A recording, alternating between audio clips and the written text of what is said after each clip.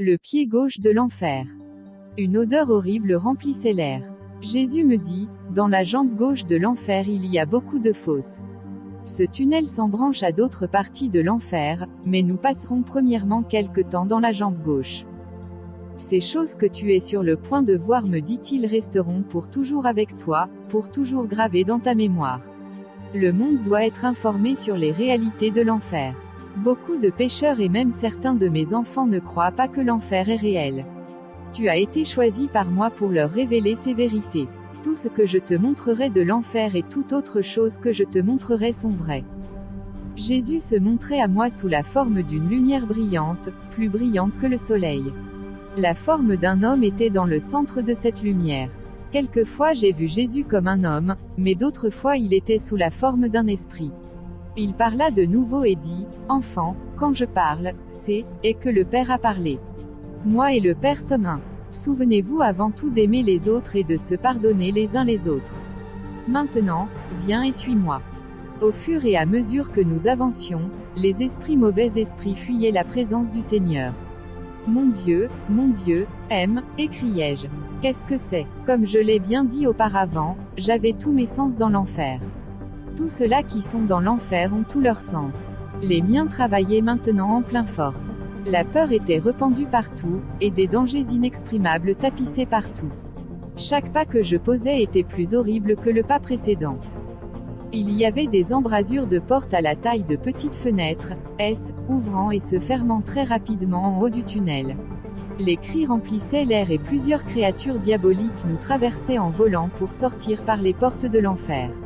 Alors comme nous étions bientôt à la fin du tunnel, je tremblais de peur à cause du danger et à cause de la peur qui nous entourait. J'étais si reconnaissante de la protection de Jésus. Je remercie Dieu pour son pouvoir tout-puissant qui nous protège, même dans les fosses de l'enfer. Même avec ce bouclier protecteur, j'ai continué à penser et à me dire, que ce ne soit pas ma volonté, Père, mais que la tienne soit faite. Je regardais mon corps et je sus que j'étais sous la forme d'un esprit et je remarquais que ma forme était un modèle ou une forme de moi-même.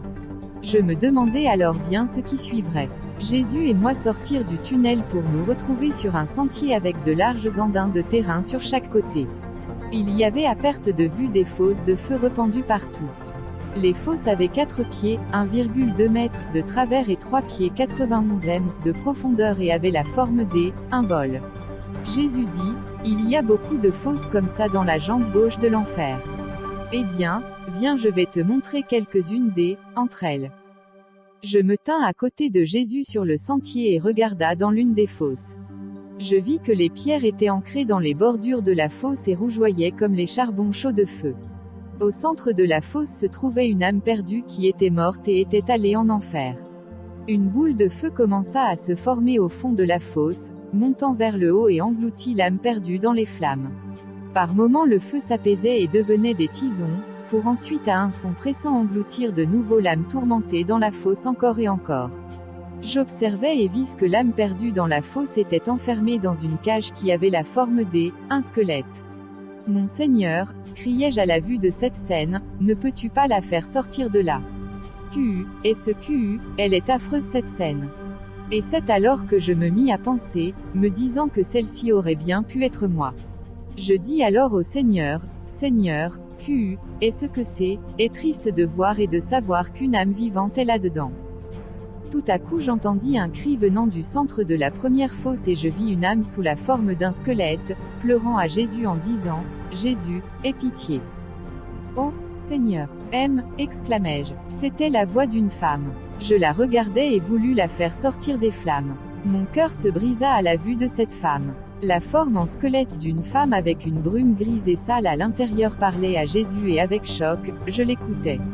La chair pourrie suspendait en petits morceaux provenant de ses os, et quand elle brûlait, elle tombait dans le fond de la fosse. Où ses yeux jadis furent se trouvaient maintenant seulement des cavités vides et elle n'avait aucun cheveu. Le feu commença à monter à ses pieds en petites flammes qui grandissaient au fur et à mesure qu'il grimpait, jusqu'à engloutir tout son corps. La femme semblait être constamment en train de brûler, même lorsque les flammes étaient seulement des tisons. De son fort intérieur surgissaient des cris et des gémissements et de désespoir disant, Seigneur, Seigneur, je veux sortir ici. Elle continuait à pleurer à Jésus. Je regardais Jésus, et vis qu'il y avait un grand chagrin sur son visage. Jésus me dit alors, mon enfant, tu es ici avec moi afin de faire savoir au monde quel péché conduit à la mort, et que l'enfer est réel.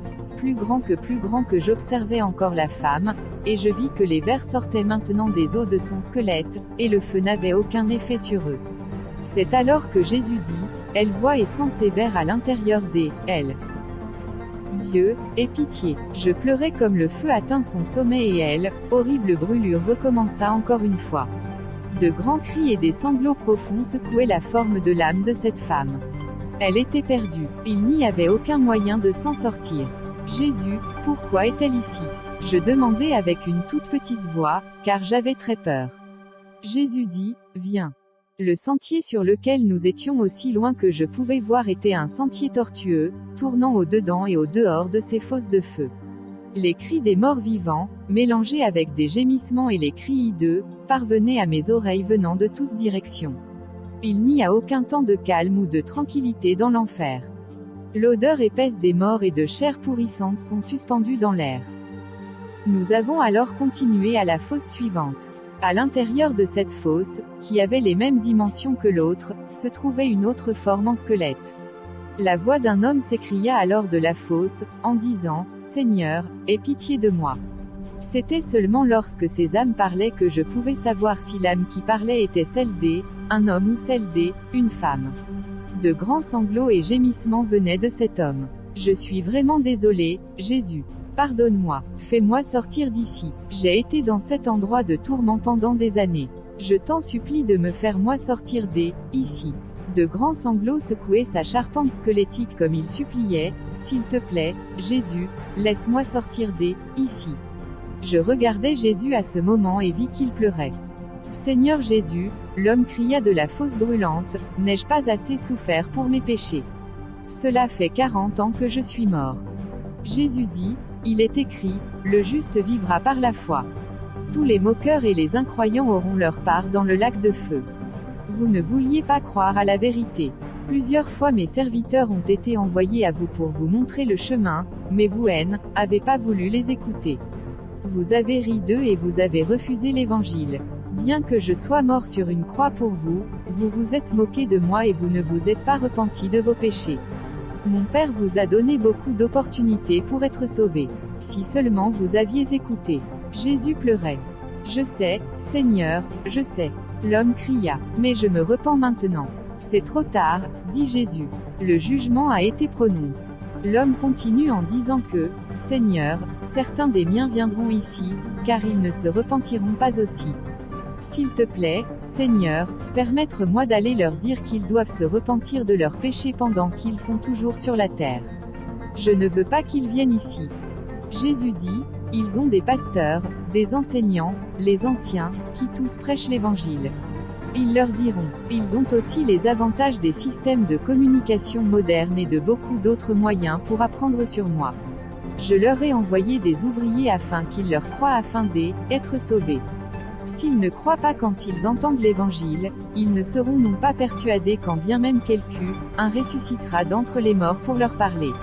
À cela, l'homme devint très furieux et commença à jurer.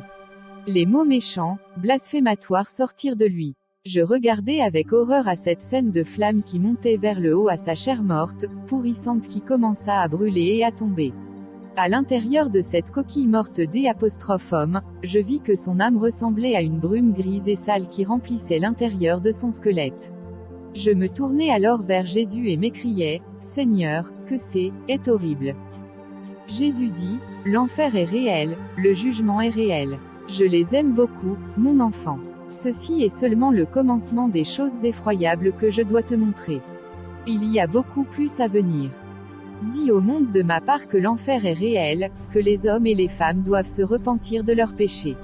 Eh bien, viens, suis-moi. Nous devons continuer. Dans la fosse suivante se trouvait une femme une très petite carrure qui avait avoir à peu près 80 ans. Je ne peux pas dire comment j'ai su son âge, mais je le savais. Sa peau et ses os avaient été enlevés par la flamme continuelle, et seulement ses os, squelettes, restaient avec une âme sale et brume à l'intérieur. Je regardais le feu la brûler. Bientôt, il restait plus que les os et les vers rampant à l'intérieur d'elle dont le feu n'avait aucun effet ne parvenant pas à les brûler. Seigneur, ceci est terrible. Criai-je. Je ne sais pas si je peux continuer, car ceci est terrible au-delà de ma conviction. Car aussi loin que mes yeux pouvaient couvrir, je ne pouvais voir que les âmes qui brûlaient dans les fosses de feu. Mon enfant, est la raison pour laquelle tu es ici, Jésus répondit. Tu dois savoir et dire la vérité sur l'enfer. Le paradis est réel, l'enfer est réel. Viens, nous devons continuer. Je regardais encore cette femme. Ses cris étaient si tristes.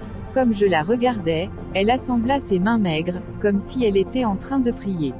Je ne pouvais m'empêcher de pleurer. J'étais sous une forme d'esprit et je pleurais. Je savais que les gens dans l'enfer ressentaient aussi toutes ces choses et ces émotions. Jésus suce mes pensées et dit, « Oui, enfant, me dit-il, ils le ressentent. Quand les gens viennent ici, ils ont les mêmes sentiments et les mêmes pensées que quand ils étaient sur la terre. Ils se souviennent de leur famille et de leurs amis et tous les temps qu'ils ont eu la chance de se repentir, mais ont refusé de faire. Cette mémoire est toujours avec eux. Si seulement ils avaient cru à l'évangile et se seraient repentis avant qu'il ne soit trop tard. » Je regardais la vieille femme de nouveau, et cette fois je remarquai qu'elle avait seulement une jambe, et il me sembla qu'il y avait des trous creusés dans les os de ses hanches. « Pourquoi a-t-elle ces trous dans les os, Jésus ?» demandai-je. Il dit, « Cher enfant, pendant qu'elle était sur la terre, elle avait le cancer et avait beaucoup de douleurs. Elle avait alors subi une intervention chirurgicale dans le but de sauver sa vie. Elle devint une vieille femme remplie d'amertume pendant de nombreuses années.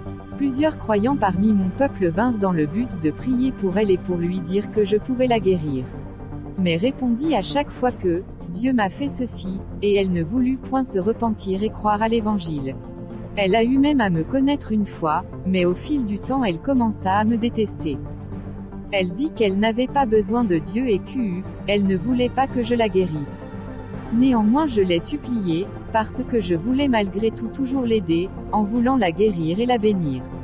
Malheureusement, elle me refoula et me maudit, elle dit qu'elle ne voulait pas de moi. Mon esprit ensuite la supplia, car même après qu'elle ait refoulé, je continuais toujours à essayer de la ramener à moi par mon esprit, mais elle ne voulut pas m'écouter. Finalement elle mourut et vint ici. La vieille femme cria à Jésus, « Seigneur Jésus, pardonne-moi maintenant s'il te plaît. Je suis désolée de ne m'être pas repentie pendant que j'étais sur la terre. » Avec de grands sanglots elle poussa des cris à Jésus, « Si seulement je m'étais repentie avant qu'il ne soit trop tard. Seigneur, aide-moi à sortir ici. Je te servirai, je serai bonne. N'ai-je pas assez souffert ici? Pourquoi ai-je attendu qu'il soit trop tard? Oh, pourquoi ai-je attendu jusqu'à ce que ton esprit cesse me forcer à venir à toi? » Jésus lui dit, « Tu as eu plusieurs chances après chances de te repentir et de me servir. » La tristesse était inscrite partout sur le visage de Jésus comme nous nous éloignions. Je regardais la vieille dame pleurer, et demandais au Seigneur, « Seigneur, qu'est-ce qui va suivre? » Je pourrais sentir la peur tout autour de moi. De grands chagrins, des cris de douleur et une atmosphère de mort étaient répandus partout. Jésus et moi continuèrent notre chemin avec beaucoup de chagrin et de pitié jusqu'à la prochaine fosse. C'était seulement par sa force que je pus continuer. Même après avoir parcouru une grande distance je pouvais toujours n'entendre que des cris de repentance et de supplication pour le pardon venant de la vieille femme. Si seulement je pouvais faire quelque chose pour elle, aider pensais-je. Pécheur, s'il te plaît attends pas jusqu'à ce que l'Esprit de Dieu cesse de te convaincre de te repentir et de suivre Jésus. Dans la fosse suivante se trouvait une femme à genoux, comme si elle cherchait quelque chose. Sa forme squelettique était aussi pleine de trous. Ses os étaient transparents, et sa robe déchirée était en feu. Sa tête était chauve, et il y avait seulement des trous où ses yeux et son nez étaient supposés être. Un petit feu brûlait autour de ses pieds où elle était agenouillée, et elle agrippa sur les côtés des bordures en pierre de la fosse. Le feu s'accrocha à ses mains, et la chair morte continua à tomber lorsqu'elle creusait. Les sanglots affreux la secouaient. « Ô Seigneur, implora-t-elle, je veux sortir. » Comme nous la regardions, elle arriva finalement au sommet de la fosse avec ses pieds. Je crus qu'elle allait sortir quand un grand démon avec de grandes ailes qui semblaient être cassées en haut et suspendues sur ses côtés courut vers elle. Le démon avait une couleur noire brunâtre et il avait des cheveux partout sur sa grande forme. Ses yeux étaient enfoncés loin en arrière dans sa tête et il avait la taille d'un grand grizzly ours. Le démon se dépêcha rapidement sur la femme et la poussa violemment en arrière dans la fosse en feu. Je regardais avec horreur comme elle tombait. J'eus tellement pitié d'elle que je voulus la prendre dans mes bras et la tenir, et demander à Dieu de la guérir et de la sortir de là. Jésus sut mes pensées et me dit, « Mon enfant, le jugement a été prononcé. » Dieu lui a parlé, même lorsqu'elle était un enfant, je l'ai appelée à se repentir et à me servir. Quand elle avait 16 ans, je suis venu à elle et lui a dit, « Je t'aime, donne-moi ta vie et viens me suivre, car je t'ai appelé pour un but spécial. » Je l'ai appelée toute sa vie, mais elle n'a pas voulu écouter. Elle me dit, « Un de ces jours je te servirai. Je n'ai pas de temps pour toi maintenant. Pas de temps, je veux amuser. Je et pas le temps pour te servir Jésus. Demain peut-être le ferai-je, mais demain arriva jamais, car elle attendit trop longtemps. » La femme poussa des cris à Jésus, « Mon âme est vraiment tourmentée. Il n'y a aucun moyen de sortir ici. Je sais que j'ai voulu le monde au lieu de toi, Seigneur. J'ai voulu des richesses, la renommée et la fortune, et je l'ai obtenu. Je pouvais acheter tout ce que je voulais, j'étais mon propre patron. J'étais la femme la plus jolie et la mieux habillée de mon temps. Et j'avais des richesses, la renommée et la fortune, mais je me suis rendu compte que je ne pouvais pas les prendre avec moi dans la mort. Ô Seigneur, l'enfer est horrible. Je et aucun repos ni le jour, ni la nuit. Je suis toujours dans la douleur et le supplice. Aide-moi, Seigneur, pleura-t-elle. La femme leva les yeux sur Jésus et lui jeta un regard languissant et elle dit, « Mon doux Seigneur, si seulement je t'avais écouté. Je le regretterais pour toujours. J'ai projeté de te servir un de ces jours, quand j'y allais être prête. Croyant que tu allais toujours être là pour moi. Mais est-ce que je me trompais? J'étais une des femmes les plus désirées de mon temps pour ma beauté. Je savais que Dieu m'appelait à me repentir.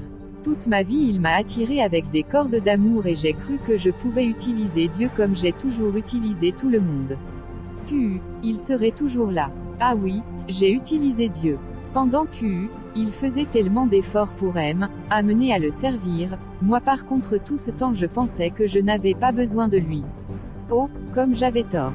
Car Satan commença à m'utiliser et je commençais à servir Satan de plus en plus. Finalement, je l'aimais plus que Dieu. J'aimais pécher et ne voulais pas me tourner à Dieu. Satan a utilisé ma beauté et mon argent, et toutes mes pensées étaient fixées et tournées sur le pouvoir qu'il me donnerait. Malgré cela, Dieu continuait à attirer vers lui. Mais je pensais il y aura toujours demain ou le jour d'après. Alors un jour j'étais dans une voiture, et je fus tué dans un terrible accident. Seigneur, fais-moi sortir ici s'il te plaît. Pendant elle parlait, ses mains maigres et ses bras étaient tendus vers Jésus alors que les flammes continuaient à la brûler. Jésus lui dit, « Le jugement a déjà été prononcé. » Les larmes coulaient sur ses joues comme nous continuions vers la fosse suivante. Je pleurais en mon fort intérieur des horreurs de l'enfer. Cher Seigneur, pleurais-je, le tourment est trop réel. Quand une âme vient ici, il n'y a aucun espoir, aucune vie, aucun amour. L'enfer est trop réel. Il a aucun moyen de sortir, pensais-je. Elle doit brûler pour toujours dans ces flammes.